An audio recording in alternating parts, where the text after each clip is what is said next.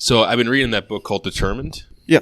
And dude, it's just fucking wild, man. Okay. So TLDR, basically, it's a book about determinism by a neuroscientist who has a lot of knowledge on the brain. And basically, the argument is there's no free will, X, Y, and Z. So I'll try to give a little bit of an update if I remember to each podcast. But one of them, dude, blew my mind. So he used the same language as we did when we talked about how America is a filter for a certain type of phenotype. Oh, shit. Yeah. Completely what we said, basically. Oh, damn. Yep. Like, about individuality and about, like, adventurousness.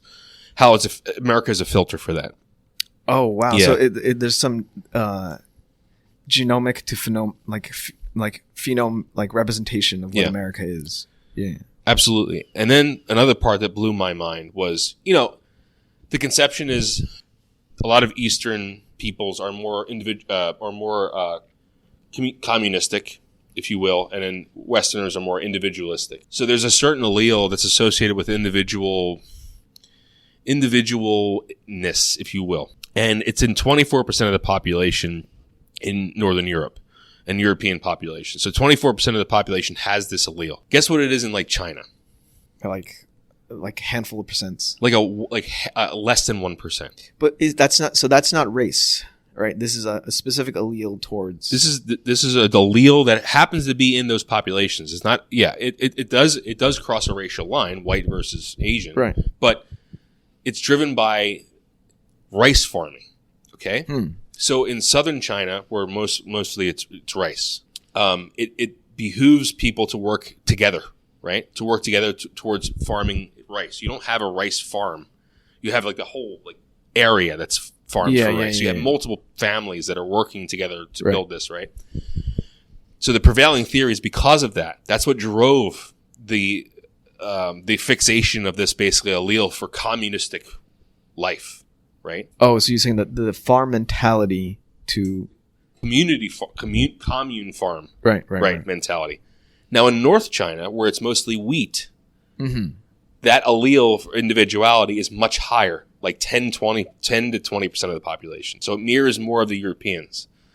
Not because it's closer to like Mongolia and Russia. The prevailing theory is because it's mostly wheat grown up in the north of China. So literally farming the type of crop. Another one that blew my mind. That's interesting. People tend to so in certain tribes, I think this was in South America and Africa. If humans lived near animals that were monogamous, the humans were more likely to be monogamous. So there's some coevolution between. It's imitation learning almost. Yeah. The environment dictates your romantic code almost. Wild. Also, it goes into religion too. Most polytheistic religions came from places that are near forests because there's so many more higher biodiversity. So you associate certain gods with certain animals. So Utah people are from the forest. Utah people? Yeah, people from Utah. They're not polytheists. Oh, sorry, polytheists. I thought polyamory is not the same as polytheist. I see.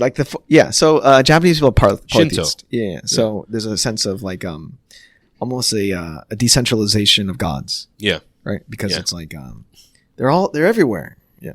Then your cup of coffee. You drink a cup of coffee. Yep. Then the forest gods. Totoro is a yeah. It's a lot of the kind of weird culture part of Japan. A lot of it is based on that feel, the polytheistic kind of Shinto god feel. Yeah. And deserts spawn monotheistic religions.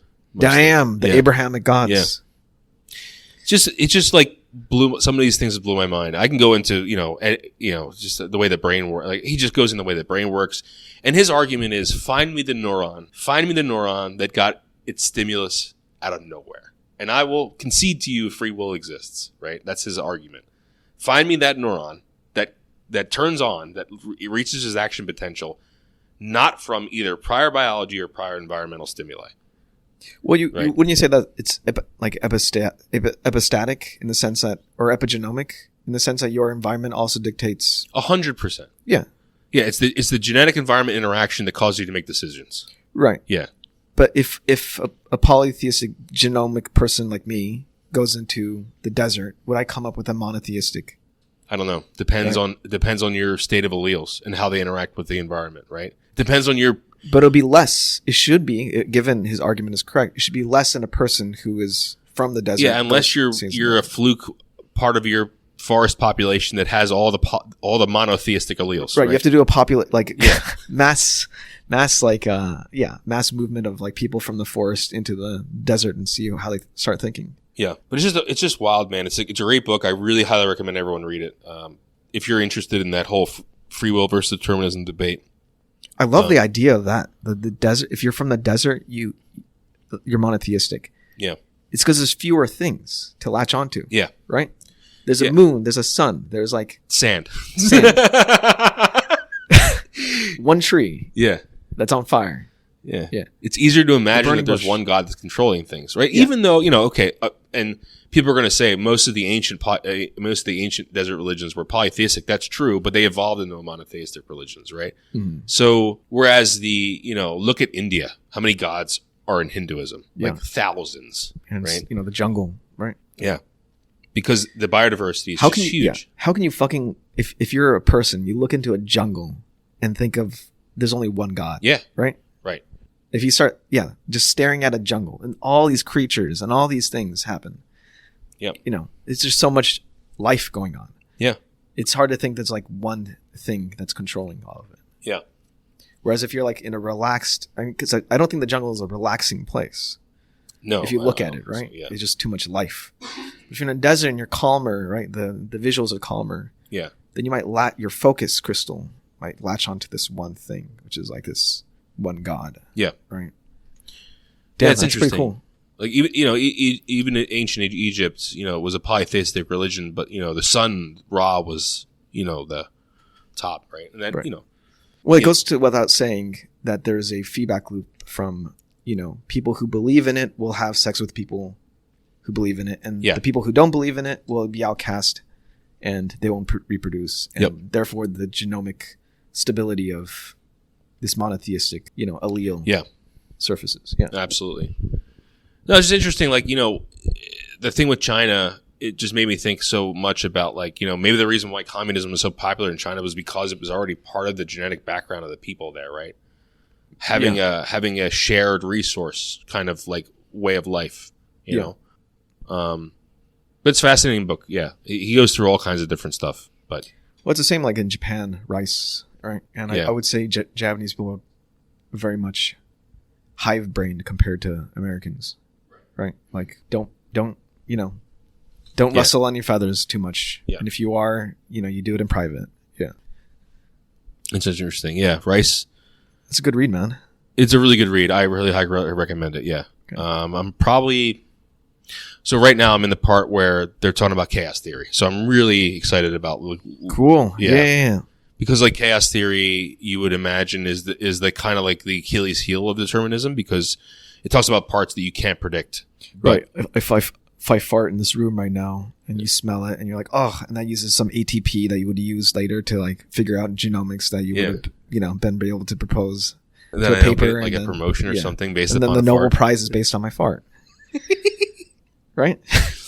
So that whole thing, that whole like butterfly flaps its wings comes from it was a meteorologist that basically just increased the amount of variables in his model, and realized that like if rounding errors would come out with totally different outcomes, right? Depending on how you round variables. My only argument to that is if chaos is this huge differential equation, we're still only in the one condition, right? That the condition doesn't change. The initial condition doesn't change. So like... Well, initial condition is very important, though. You have to know what the initial condition is. But like in my mind, in a determined world, this differential equation of life or reality or physics is this one equation, right? Yeah. And of course, if you change the initial condition, the whole thing it's chaos, right? It's like the double pendulum, right? Yes. And so it looks chaotic, but it started from one single initial condition. Where it started and what speed, right? And where the initial, angles were for the each of the interlocking pieces.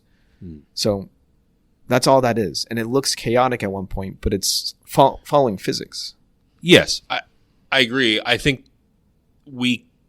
just because something looks chaotic doesn't mean it's not deterministic. I feel like we just don't know how to either understand the initial state well, or we don't know all the variables. If we knew all the variables and we knew their weights, and we knew their values, nothing is actually chaotic, in my opinion. But knowing all that is the problem, and modeling all of that is the problem. Yeah, I guess the question is, regardless of model, where is the truth? Is truth in a determined path or not? Is truth? What do you mean by truth? Like, are we living in one movie that is going to be the same no matter what? I think the initial seed of the Big Bang dictates everything, yes. Yes, I believe that too. Yeah. There's just one script the whole time, right? Yeah. It doesn't change just because it feels like we have choice, right? Yeah.